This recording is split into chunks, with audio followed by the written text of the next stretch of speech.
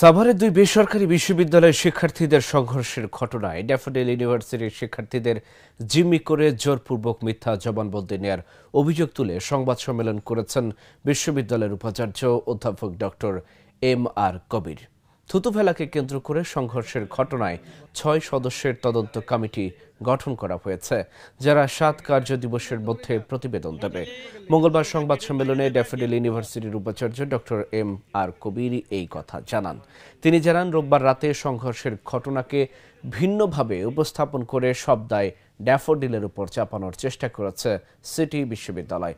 সংঘর্ষে ড্যাফোডিলের শতাধিক শিক্ষার্থী আহত হয়েছে, অনেকেই গুরুতর আহত হয়ে হাসপাতালে চিকিৎসা নিচ্ছেন। সেদিন ড্যাফোডিলের ১১ শিক্ষার্থীকে জিম্মি করে জোরপূর্বক জবানবন্দি নেয়ার অভিযোগও করেন উপাচার্য। এদিকে তদন্ত কমিটি গঠন সহ আইনগত ব্যবস্থা প্রক্রিয়াধীন বলে জানান সিটি ইউনিভার্সিটির প্রক্টর অধ্যাপক আবু জায়েদ। আমরা যদি সত্যিকার রিপোর্ট করে থাকি, আমরা মামলাকে কেন ভয় পাবো? কিন্তু আমাদের স্যার যেটা বললেন সেটা হলো, ক্ষয়ক্ষতি যেটা হয়েছে এটা শুধুমাত্র ওই আসবাবপত্র আর কোনো জড় পদার্থ নিয়ে না, আমাদের মানুষেরও তো ক্ষয়ক্ষতি হয়েছে, সব ক্ষয়ক্ষতি। তো কাজেই এটাকে আমরা একটা নিরপেক্ষ তদন্ত করি।